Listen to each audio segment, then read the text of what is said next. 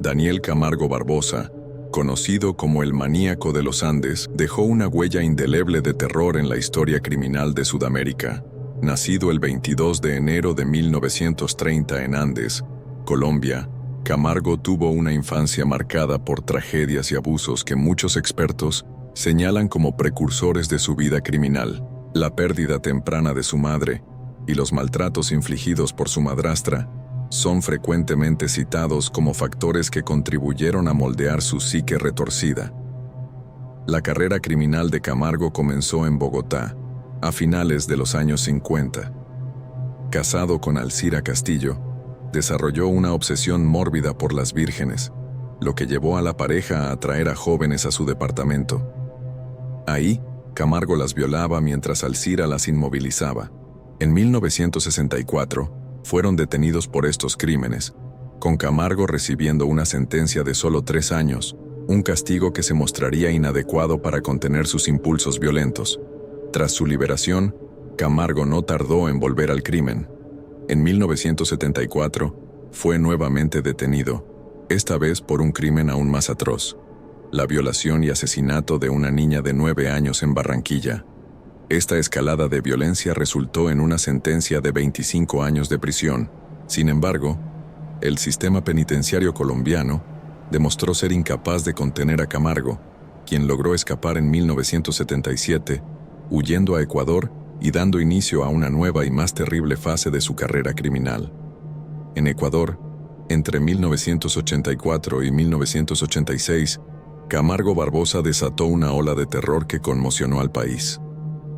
Su foco eran principalmente mujeres jóvenes y niñas, muchas de ellas estudiantes o trabajadoras que viajaban solas. Su modus operandi era calculador y cruel. Abordaba a sus víctimas en áreas rurales o carreteras secundarias, ofreciendo ayuda o direcciones. Una vez que ganaba su confianza, las llevaba a áreas aisladas donde cometía sus crímenes atroces. Uno de los casos más emblemáticos ocurrió en 1984, en la provincia de Manabí. Estela Maris Cucalón, una estudiante de 19 años, desapareció camino a la universidad. Días después, su cuerpo fue encontrado con evidencias claras de violencia sexual y estrangulamiento. El padre de Estela, en un testimonio que captó el dolor de tantas familias afectadas, declaró: "Mi hija tenía sueños, tenía una vida por delante. Ese monstruo no solo la mató, sino que destruyó a nuestra familia". La serie de crímenes de Camargo llegó a su fin el 26 de febrero de 1986, cuando fue capturado en Quito. Su arresto fue posible gracias al coraje de Elizabeth Telles, una joven de 20 años, que logró escapar de su ataque y alertar a las autoridades. En la delegación, Camargo sorprendió a los investigadores con la frialdad de su confesión, detallando sus crímenes como si estuviera describiendo actividades rutinarias. El detective Miguel Ángel Tobar, presente durante el interrogatorio, más tarde relató: hablaba de los asesinatos como si estuviera describiendo un día normal de trabajo. Su frialdad era perturbadora. Esta falta de emoción o remordimiento sería una característica distintiva de Camargo a lo largo de todo el proceso legal que siguió. Durante las investigaciones subsecuentes, Camargo cooperó con la policía, llevándolos a varios lugares donde había enterrado a sus víctimas. En el bosque de Guayaquil, se descubrieron los restos mortales de al menos 53 mujeres jóvenes. Cada nuevo hallazgo traía una ola renovada de horror y duelo para las familias de las víctimas, revelando la impactante extensión de los crímenes de Camargo. El juicio de Camargo Barbosa en Ecuador fue uno de los más notorios en la historia del país. En 1989, fue condenado a 16 años de prisión, la pena máxima permitida por la ley ecuatoriana en ese momento. Esta sentencia, considerada leve frente a la gravedad y cantidad de sus crímenes, provocó indignación pública generalizada. María Fernanda Espinosa, una activista por los derechos de las víctimas, expresó el sentimiento de muchos al declarar: ¿16 años por más de 70 vidas? Eso no es justicia. Es una broma de mal gusto para las familias que perdieron a sus hijas. La inadecuación percibida de la sentencia planteó serias preguntas sobre la capacidad del sistema penal ecuatoriano para lidiar con criminales tan peligrosos. Muchos argumentaban que casos como el de Camargo exigían una revisión completa de las leyes penales del país, especialmente en relación con crímenes violentos y reincidentes. El debate público que siguió llevó a propuestas de reforma legislativa, aunque muchas de ellas no se concretaron de inmediato. La historia de Camargo, sin embargo, estaba lejos de terminar. En noviembre de 1994, logró escapar de la prisión de Quito durante la confusión causada por un terremoto. Esta fuga, que expuso fallas graves en el sistema penitenciario ecuatoriano, permitió que Camargo regresara a Colombia, donde pronto retomó su serie de crímenes atroces. En Barranquilla, Colombia, entre 1994 y 1995, Camargo cometió al menos 8 asesinatos confirmados. Una de sus víctimas fue Viviana Rodríguez, de apenas 15 años. La desaparición de Viviana en enero de 1995 movilizó a la comunidad local en una búsqueda desesperada. Semanas después, su cuerpo fue encontrado en un área de manglar, presentando los signos característicos de la brutalidad de Camargo. La madre de Viviana, en un testimonio que capturó el dolor profundo de las familias de las víctimas, dijo: «Mi hija salió a comprar pan y nunca más regresó. Ese hombre no solo le quitó la vida a ella, sino que destruyó la nuestra también. Vivimos en una pesadilla sin fin». Este testimonio conmovedor ilustra el impacto duradero y devastador de los crímenes de Camargo, no solo en las víctimas directas, sino en círculos familiares y comunidades enteras. La carrera criminal de Camargo Barbosa finalmente llegó a su fin el 13 de febrero de 1995, cuando fue capturado en Quibdó, Colombia. Su arresto fue posible gracias a la atención de un pescador local que lo reconoció de carteles de "Se busca" y alertó a las autoridades. Este acto de vigilancia ciudadana destacó la importancia de la cooperación entre la comunidad y las fuerzas de seguridad en la captura de criminales peligrosos. Después de su captura, Camargo fue condenado a 25 años de prisión en Colombia. Sin embargo, su sentencia tuvo un final inesperado y violento. El 13 de noviembre de 1994, fue asesinado en prisión por Luis Masache Narváez, sobrino de una de sus víctimas. Masache apuñaló a Camargo múltiples veces, declarando que estaba vengando la muerte de su tía. Este acto de venganza sacó a la luz discusiones complejas sobre justicia, venganza y el papel del sistema penal en la sociedad.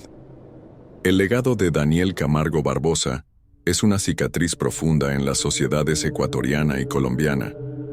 Su reinado de terror expuso fallas graves en los sistemas de seguridad pública y justicia de ambos países. La facilidad con la que logró operar durante tanto tiempo, cruzando fronteras y evadiendo la captura, destacó la necesidad urgente de mejorar la cooperación internacional en materia de seguridad e investigación criminal. Ladra Ana María Saavedra, psicóloga forense que estudió extensivamente el caso Camargo, ofreció una perspectiva profesional sobre el criminal. Camargo Barbosa representa uno de los casos más extremos de psicopatía que hemos visto. Su capacidad de manipular y su total falta de empatía lo hicieron excepcionalmente peligroso. Este análisis resalta la complejidad del perfil psicológico de Camargo y los desafíos que tales individuos presentan para los sistemas de justicia y salud mental. El impacto de los crímenes de Camargo fue más allá del sufrimiento inmediato de las víctimas y sus familias. Comunidades enteras fueron afectadas, con un clima de miedo generalizado instalándose en las regiones donde actuó. Muchas familias cambiaron sus hábitos diarios, restringiendo la libertad de movimiento de mujeres jóvenes y niños. Escuelas y empresas implementaron medidas de seguridad adicionales, reflejando un cambio profundo en la percepción de seguridad pública. En respuesta a la tragedia, se crearon varias organizaciones de apoyo a las víctimas. Carmen Andrade, madre de una de las víctimas en Ecuador, fundó la Asociación de Familiares de Víctimas de Crímenes Violentos En 1990, ella declaró: "No queremos que otras familias pasen por lo que pasamos nosotros. Luchamos por cambios en la ley y por más protección para nuestros niños y jóvenes".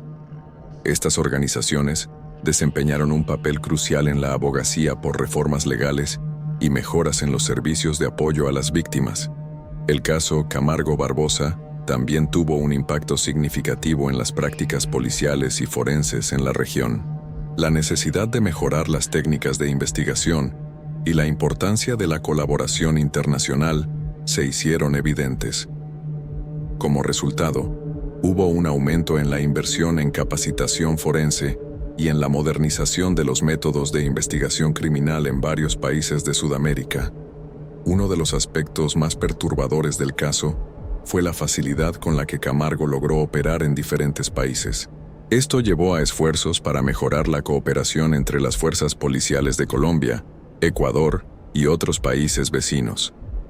Se implementaron acuerdos de intercambio de información y programas de capacitación conjunta, con el objetivo de prevenir que criminales como Camargo pudieran explotar las fronteras nacionales para evitar la captura. El legado de Camargo también se extendió al campo de la criminología y la psicología forense. Su caso se convirtió en un estudio importante para investigadores y profesionales que buscan entender mejor la mente de los asesinos seriales y desarrollar estrategias más efectivas para prevenir y detectar tales crímenes. Muchas universidades e institutos de investigación en América Latina incluyeron el caso en sus planes de estudio, utilizándolo como un estudio de caso para explorar los aspectos psicológicos, sociales y legales de los crímenes en serie. En los medios y la cultura popular, el caso Camargo Barbosa continuó ejerciendo una fascinación mórbida. Se crearon libros, documentales e incluso producciones dramatizadas, explorando diferentes aspectos de su vida y crímenes. Esto planteó cuestiones éticas sobre cómo la sociedad lidia con la memoria de criminales notorios y el riesgo de glamorización involuntaria de sus actos. Finalmente, el caso de Daniel Camargo Barbosa sirve como un recordatorio sombrío de la capacidad humana para el mal y la necesidad continua de vigilancia y compasión en nuestras sociedades. Destaca la importancia de sistemas de justicia robustos, prácticas policiales efectivas y, sobre todo, la necesidad de abordar las raíces profundas de la violencia y la desigualdad social que a menudo sirven como telón de fondo para tales crímenes atroces.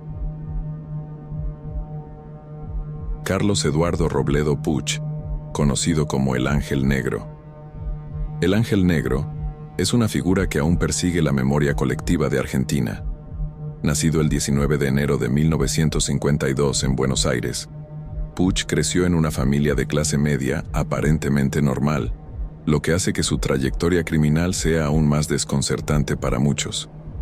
La carrera criminal de Puch comenzó precozmente, a los 19 años, en 1971. Su apariencia juvenil y atractiva, cabello rubio y ojos azules, contrastaba drásticamente con la brutalidad de sus crímenes, lo que le valió el apodo de El Ángel Negro. Este contraste entre su apariencia y sus acciones conmocionó profundamente a la sociedad argentina de la época. El primer crimen conocido de Puch ocurrió el 15 de marzo de 1971, cuando él y su cómplice, Jorge Ibáñez, asaltaron una tienda de autopartes en Buenos Aires. Durante el robo, Puch asesinó a sangre fría al vigilante. Este acto marcó el inicio de una serie de crímenes que se extenderían por poco más de un año, pero dejarían una marca indeleble en la historia criminal de Argentina. En los meses siguientes, Puch e Ibáñez cometieron una serie de robos y asesinatos. Sus objetivos eran generalmente establecimientos comerciales, y sus víctimas eran frecuentemente empleados o propietarios que tenían la mala suerte de estar presentes durante los asaltos.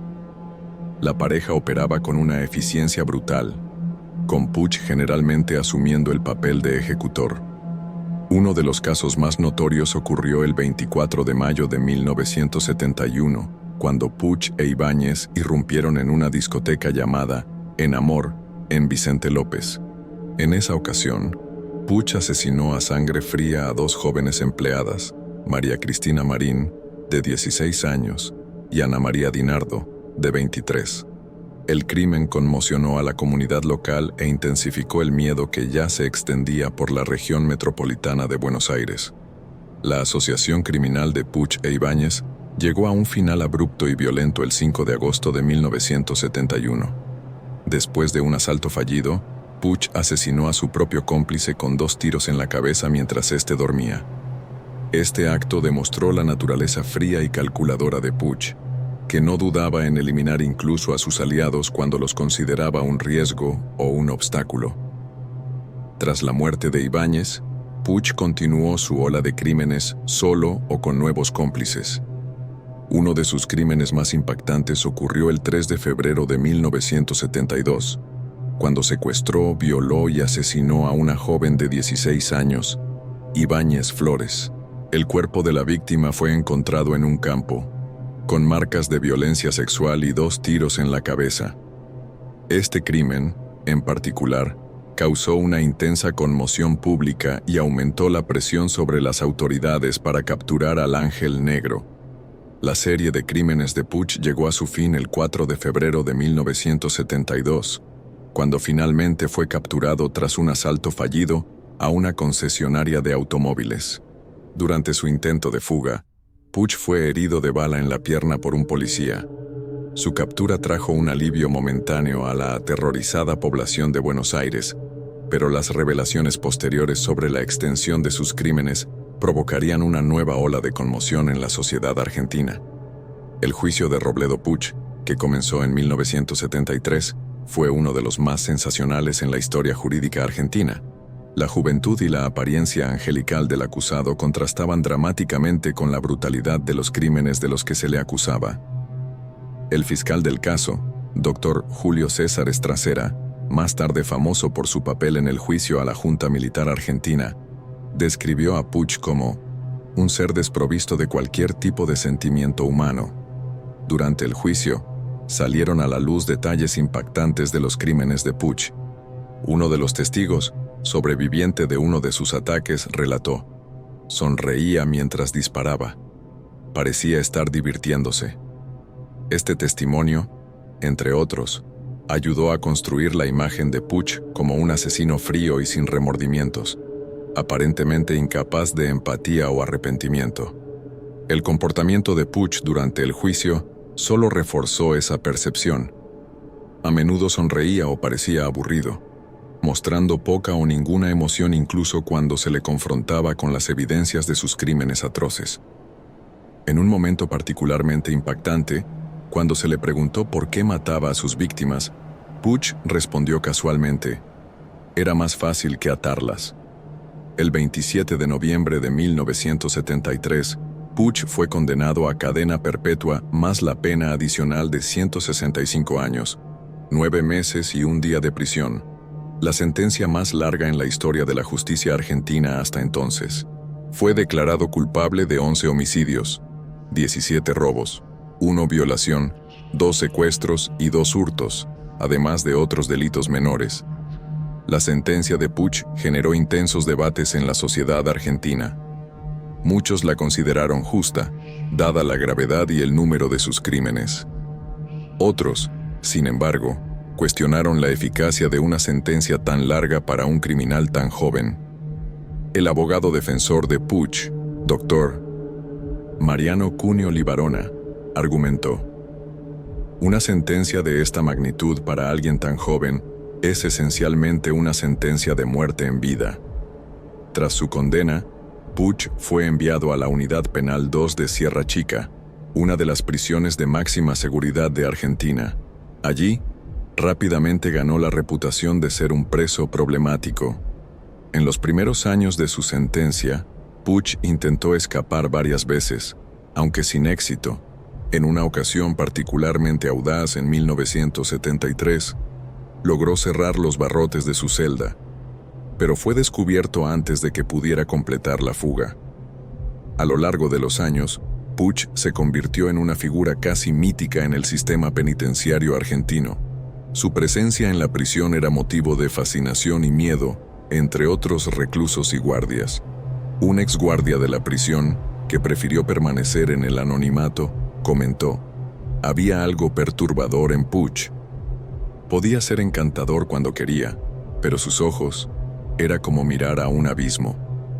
El caso de Robledo Puig continuó capturando la imaginación del público argentino en las décadas siguientes. Se produjeron libros, documentales e incluso una película, El Ángel, 2018, explorando diferentes aspectos de su vida y crímenes. Esta atención continua planteó cuestiones sobre la fascinación de la sociedad por los criminales notorios y el riesgo de glamorizar inadvertidamente sus acciones. Con el paso de los años, Robledo Puig se convirtió en el preso más antiguo de Argentina. Su larga permanencia en prisión generó debates continuos sobre el sistema penal argentino, la rehabilitación y los derechos de los presos. En 2008, después de 36 años de prisión, Puig se volvió elegible para la libertad condicional. Sin embargo, sorprendió a muchos al declarar que no tenía interés en dejar la prisión. En una rara entrevista concedida en 2011, Puig explicó su decisión de permanecer encarcelado. ¿Qué haría yo allá afuera? El mundo ha cambiado. No conozco a nadie. Aquí dentro, al menos, tengo una rutina. Sé cómo funcionan las cosas.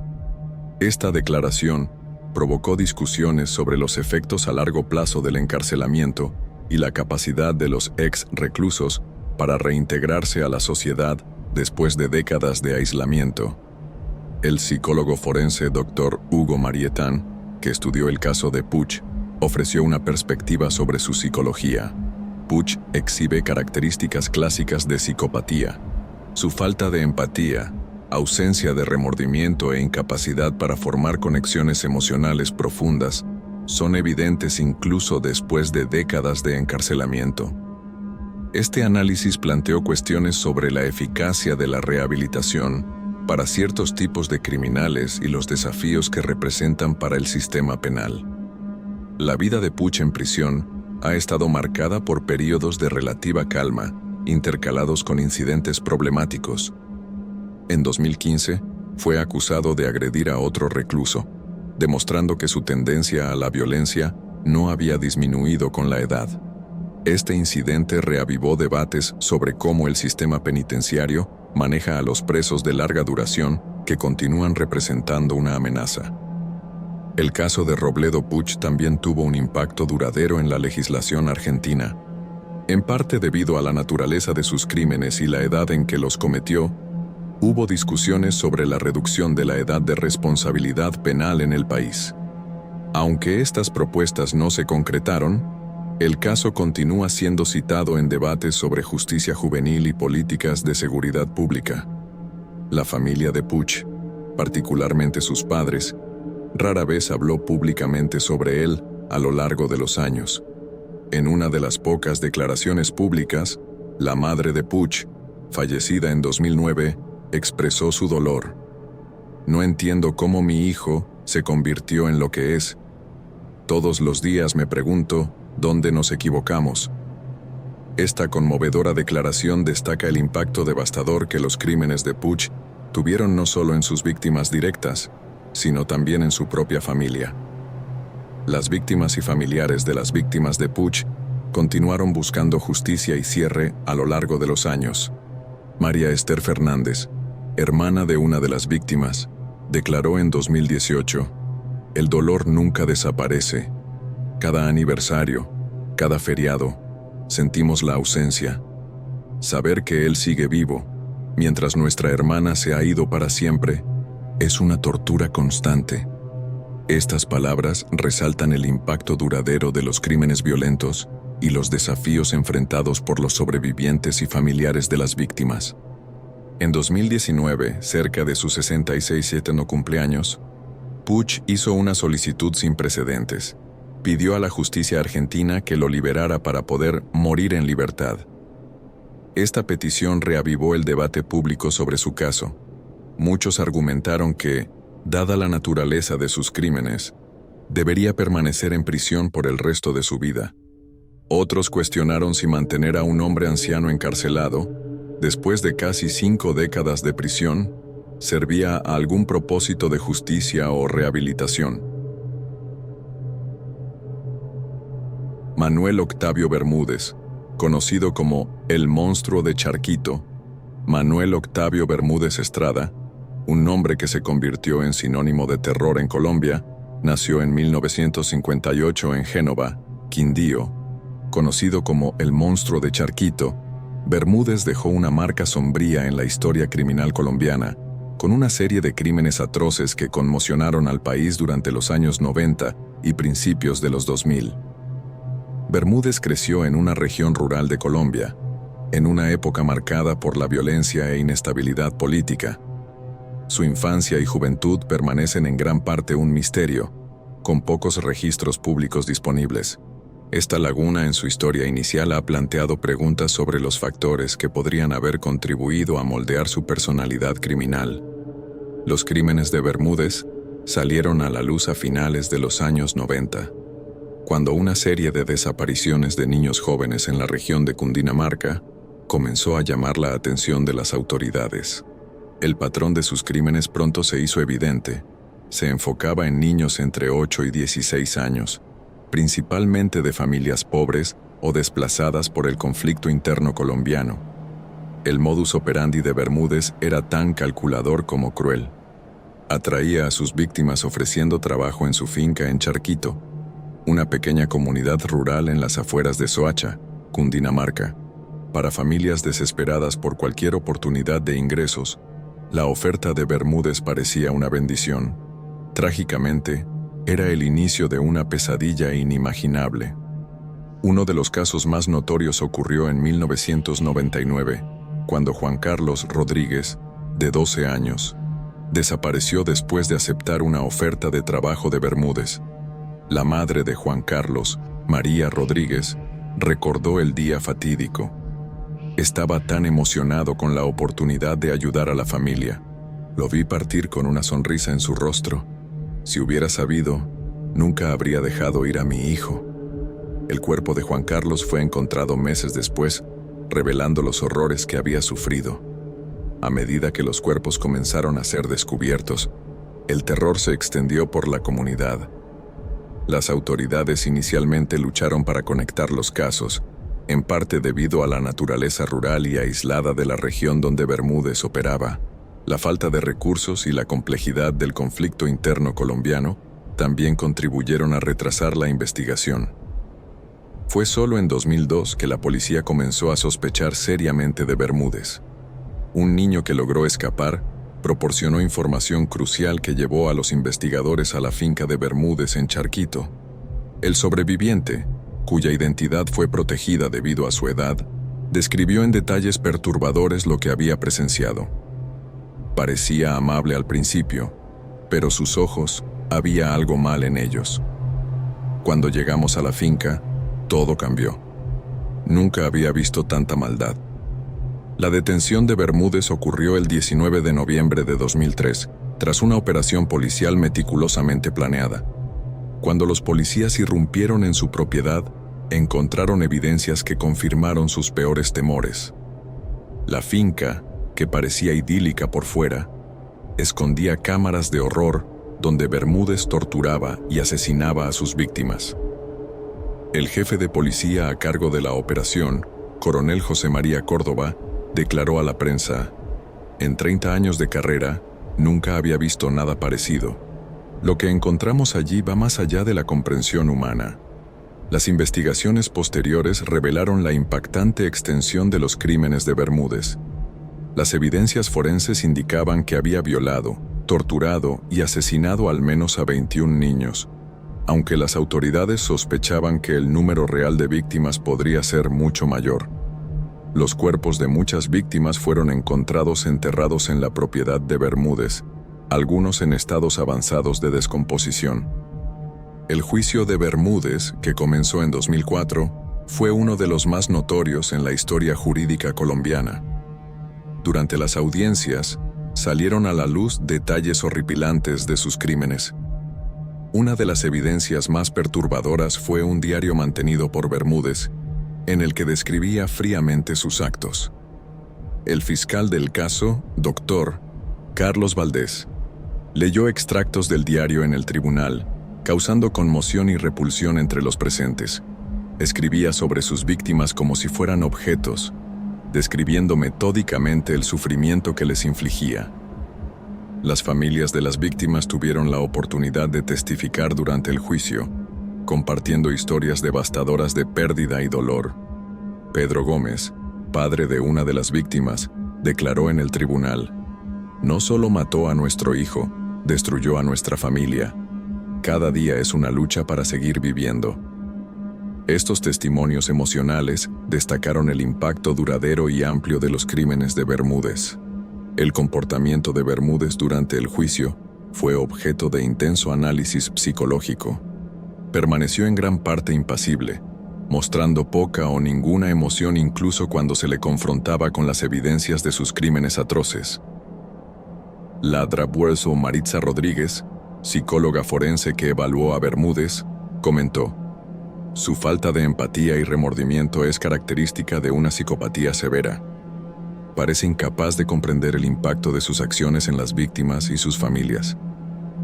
El 12 de diciembre de 2004, Bermúdez fue condenado a 40 años de prisión, la sentencia máxima permitida por la ley colombiana en ese momento. El juez, al dictar la sentencia, declaró: "Los crímenes cometidos por Manuel Octavio Bermúdez son de una naturaleza tan atroz que ningún castigo parece adecuado. Esta sentencia es lo máximo que nuestra ley permite, pero reconocemos que puede parecer insuficiente ante la magnitud de estos actos". La sentencia de Bermúdez generó intensos debates en la sociedad colombiana sobre la adecuación de las leyes penales del país para lidiar con criminales tan peligrosos. Muchos argumentaron que la pena máxima de 40 años era insuficiente para crímenes de esta magnitud. Este debate llevó a propuestas de reforma legal, incluyendo discusiones sobre la reintroducción de la cadena perpetua en Colombia.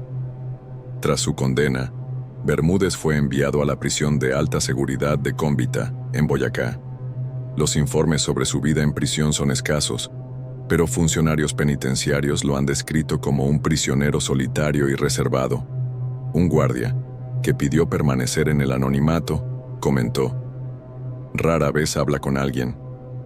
Pasa la mayor parte del tiempo solo en su celda. Hay algo perturbador en su calma".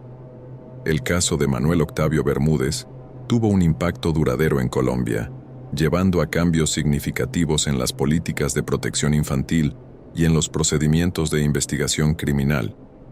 El gobierno colombiano implementó programas más rigurosos de monitoreo de personas con historial de crímenes sexuales y aumentó los recursos para investigaciones de desapariciones de niños. María Fernanda Espinosa, activista por los derechos de los niños, declaró: "El caso Bermúdez fue un doloroso llamado de atención. Nos mostró las fallas en nuestro sistema y la necesidad urgente de proteger mejor a nuestros niños". El impacto del caso Bermúdez se extendió mucho más allá del sistema judicial. En las comunidades afectadas, particularmente en Soacha y las áreas rurales circundantes, el trauma colectivo persistió durante años. Escuelas y organizaciones comunitarias implementaron programas de concientización y seguridad para niños, enseñándoles a reconocer y reportar comportamientos sospechosos. Carmen Jiménez, directora de una escuela local, comentó: "Después del caso Bermúdez nos dimos cuenta de que ya no podíamos ser ingenuos. Tuvimos que educar a nuestros niños sobre los peligros, por más doloroso que fuera. Los medios de comunicación colombianos desempeñaron un papel significativo en la cobertura del caso, a veces caminando en la delgada línea entre informar al público y el sensacionalismo". El periodista investigativo Roberto Gómez, que cubrió extensamente el caso, reflexionó: "Fue un desafío ético reportar estos crímenes. Queríamos que la verdad fuera conocida, pero también teníamos que considerar el impacto en las familias de las víctimas y en la sociedad en su conjunto". El caso también llamó la atención sobre las vulnerabilidades de las comunidades rurales y empobrecidas de Colombia. Muchas de las víctimas de Bermúdez provenían de familias desplazadas por el conflicto interno o que vivían en extrema pobreza. Esta realidad planteó preguntas sobre cómo las desigualdades sociales y económicas pueden hacer que ciertas poblaciones sean más susceptibles a depredadores como Bermúdez. El sociólogo Dr. Alejandro Reyes observó: el caso Bermúdez expuso las fracturas en nuestra sociedad. Se aprovechó de las necesidades desesperadas de familias que ya estaban al margen. En 2010, 7 años después de su arresto, Bermúdez concedió su primera y única entrevista desde la prisión. Sus palabras, frías y desprovistas de remordimiento, conmocionaron nuevamente al país. Cuando se le preguntó sobre sus motivos, respondió: yo no elegí ser así, es simplemente quien soy. Esta declaración reavivó debates sobre la naturaleza del mal y los límites de la rehabilitación para ciertos tipos de criminales. Las familias de las víctimas continuaron su búsqueda de justicia y cierre en los años siguientes. En 2015, un grupo de familiares formó la Asociación de Víctimas del Monstruo de Charquito, dedicada a mantener viva la memoria de sus seres queridos y a luchar por cambios en el sistema de justicia. María López, madre de una de las víctimas y fundadora de la asociación, declaró: no queremos que nuestros hijos sean olvidados. Luchamos para que ninguna otra familia tenga que pasar por lo que nosotros pasamos. El legado del caso Bermúdez también se reflejó en la cultura popular colombiana.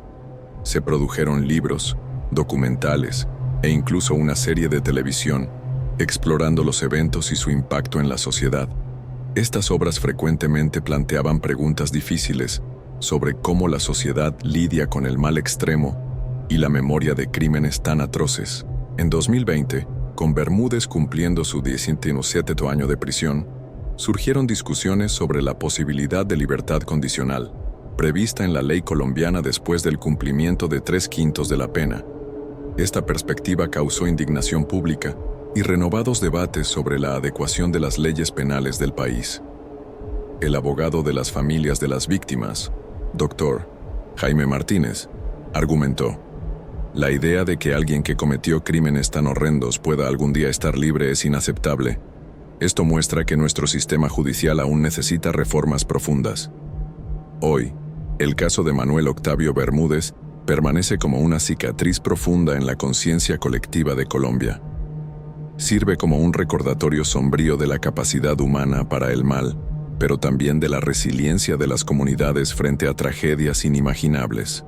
El monstruo de Charquito no es solo la historia de un asesino en serie, sino un capítulo doloroso que forzó a una nación a enfrentar cuestiones difíciles sobre justicia, protección infantil y las vulnerabilidades persistentes en su sociedad.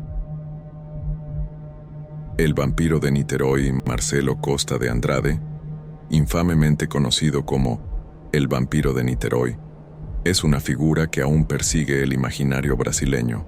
Nacido el 2 de enero de 1967 en Río de Janeiro, Andrade creció en condiciones de extrema pobreza y negligencia, un contexto que muchos expertos señalan como crucial para entender su descenso al abismo de la criminalidad. La infancia de Andrade estuvo marcada por el abandono y los abusos. Criado en una favela de Río de Janeiro, fue víctima de violencia sexual a los 10 años, un evento traumático que, según psicólogos forenses, tuvo un impacto profundo en su psique en desarrollo.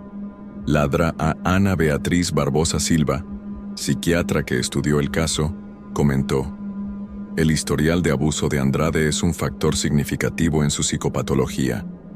Internalizó la violencia como una forma de expresión. La carrera criminal de Andrade comenzó en abril de 1991, cuando tenía 24 años. Su primer crimen conocido fue el asesinato de un niño de 11 años en Niterói, municipio vecino a Río de Janeiro. Este acto horrendo marcó el inicio de una serie de crímenes que aterrorizarían la región metropolitana de Río durante meses. El modus operandi de Andrade era tan perturbador como consistente. Se enfocaba en niños jóvenes, generalmente entre 6 y 13 años, de familias pobres. Andrade atraía a sus víctimas ofreciendo dinero o dulces, llevándolas a áreas aisladas donde cometía sus crímenes atroces. El aspecto más impactante de sus actos era su creencia delirante de que beber la sangre de niños lo mantendría joven para siempre. Uno de los casos más notorios ocurrió en junio de 1991, cuando Andrade asesinó a 2 hermanos, de 6 y 8 años, El mismo día, la madre de los niños, María da Conceição, en un testimonio emocionado, recordó: salieron a comprar pan y nunca más volvieron. Nunca imaginé que pudiera existir un monstruo así. Este doble homicidio conmocionó profundamente a la comunidad e intensificó el pánico que ya se extendía por la región. A medida que los cuerpos comenzaban a ser descubiertos, el terror se instaló en las comunidades de Río de Janeiro y Niterói. Los padres temían dejar salir solos a sus hijos, y las autoridades enfrentaban una presión creciente para capturar al asesino. El detective Roberto Cardoso, que lideró la investigación, comentó: era como cazar una sombra, atacaba a los más vulnerables y desaparecía sin dejar rastros. La serie de crímenes de Andrade llegó a su fin en diciembre de 1991, cuando finalmente fue capturado. Su arresto ocurrió después de intentar atraer a 2 niños en una estación de tren en Niterói. Uno de los niños logró escapar y alertar a un guardia, llevando a la detención de Andrade. Cuando fue arrestado, no ofreció resistencia y, para sorpresa de los investigadores, confesó prontamente sus crímenes. Durante los interrogatorios iniciales, Andrade demostró una frialdad desconcertante al detallar sus crímenes. El psicólogo forense Dr. Paulo Sergio de Oliveira, presente durante las confesiones, relató: hablaba sobre los asesinatos como si estuviera describiendo actividades cotidianas. No había señal de remordimiento o comprensión de la gravedad de sus actos. Esta aparente desconexión con la realidad planteó inmediatamente preguntas sobre su estado mental. Las confesiones de Andrade revelaron la impactante extensión de sus crímenes. Admitió haber asesinado a 14 niños, aunque las autoridades sospechaban que el número real podría ser mayor. Los detalles de sus actos eran perturbadores. No solo mataba a sus víctimas, sino que también practicaba necrofilia y, en algunos casos, mutilaba los cuerpos. La creencia delirante de Andrade de que beber la sangre de las víctimas lo mantendría joven para siempre, añadió una capa macabra a sus ya horribles crímenes. El caso Andrade rápidamente se convirtió en uno de los más notorios en la historia criminal brasileña. Los medios, ávidos de detalles, lo apodaron el vampiro de Niterói, un título que capturó la imaginación pública e intensificó el miedo ya generalizado. El periodista Carlos Oliveira, que cubrió extensamente el caso, reflexionó: era como si una pesadilla hubiera cobrado vida. La idea de un vampiro atacando niños parecía sacada de una película de terror, pero era nuestra cruel realidad. Durante las investigaciones y el proceso judicial, emergió un retrato perturbador de la psique de Andrade. Los exámenes psiquiátricos revelaron un historial de problemas mentales no tratados, incluyendo esquizofrenia y trastorno de personalidad. Ladrará Márcia Nogueira, psiquiatra forense encargada de evaluar a Andrade, declaró: presenta una combinación peligrosa de trastornos mentales graves y tendencias psicopáticas. Su desconexión con la realidad es profunda y su capacidad de empatía es prácticamente inexistente. El juicio de Andrade, que comenzó en 1993, estuvo marcado por un intenso interés público y debates acalorados sobre salud mental y responsabilidad criminal. La defensa argumentó que Andrade era inimputable debido a su condición mental, mientras que la fiscalía insistía en que comprendía la naturaleza de sus actos. El fiscal del caso, Dr. Ricardo Saraiva, argumentó: independientemente de su condición mental, Andrade representa un peligro extremo para la sociedad. Debe ser mantenido permanentemente alejado del convivio social. En una decisión controvertida, el tribunal declaró a Andrade mentalmente incapaz de responder por sus crímenes. En lugar de una sentencia de prisión, fue internado compulsivamente en un hospital psiquiátrico de máxima seguridad. Esta decisión provocó reacciones mixtas. Muchos, especialmente las familias de las víctimas, sintieron que no se había hecho justicia.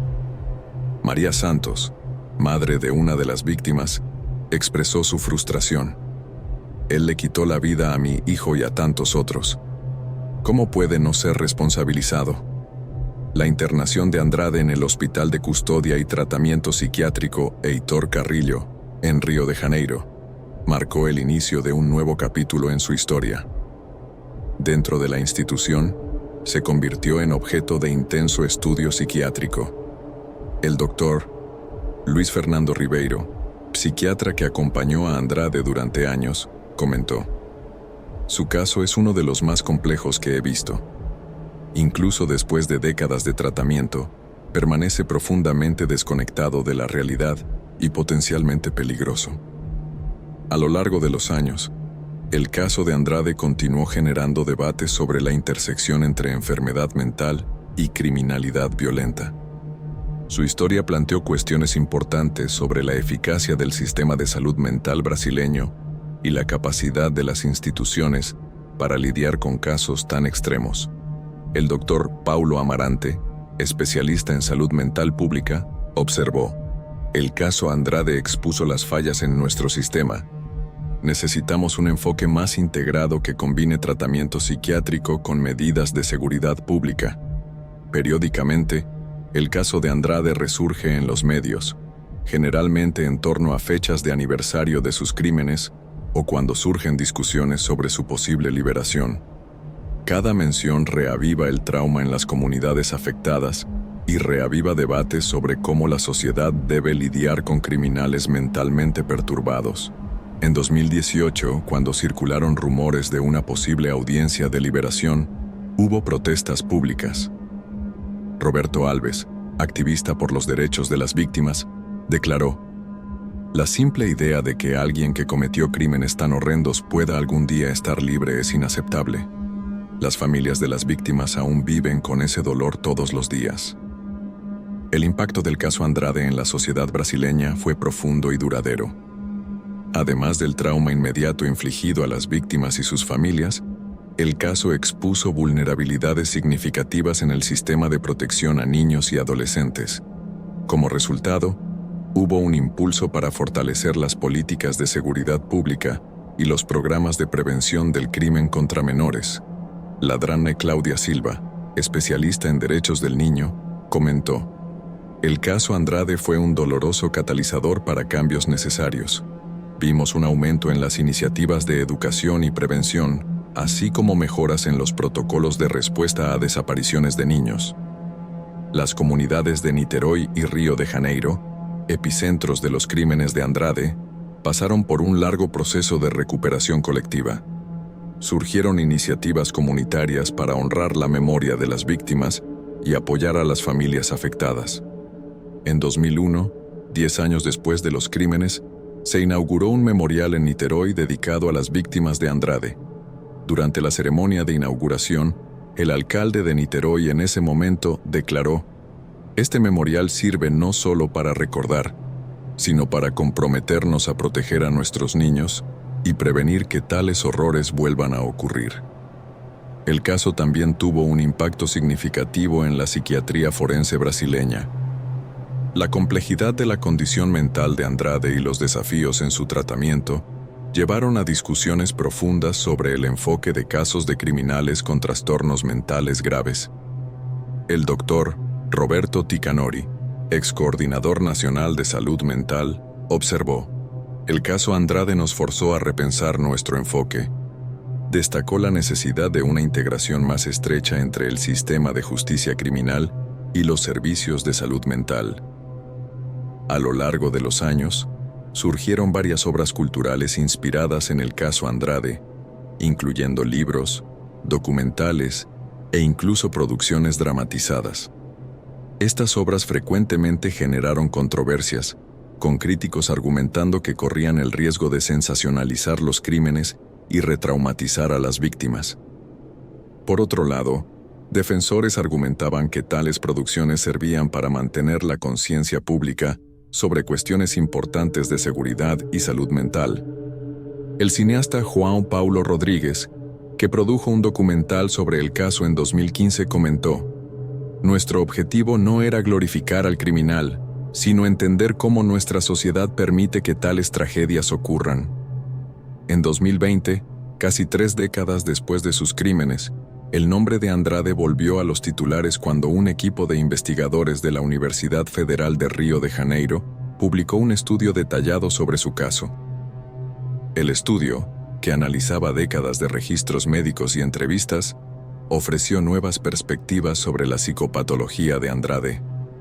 La doctora Fernanda Meireles, líder de la investigación, explicó: "Nuestro estudio revela la complejidad del caso Andrade.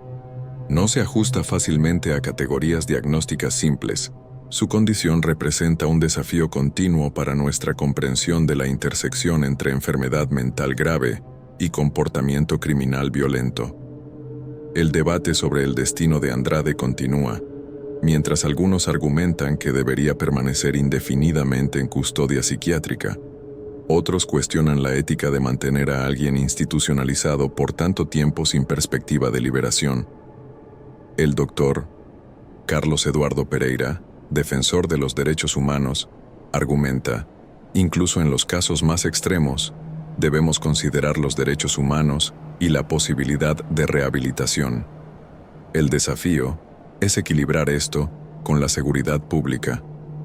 Las familias de las víctimas de Andrade continúan luchando por justicia y memoria.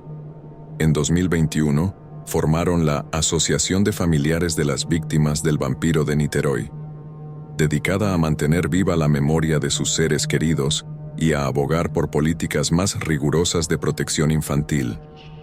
Janaína Sousa, hermana de una de las víctimas y presidenta de la asociación, declaró: "No queremos que nuestros niños sean olvidados. Luchamos para que sus muertes no hayan sido en vano, para que otras familias sean libradas de este dolor inimaginable".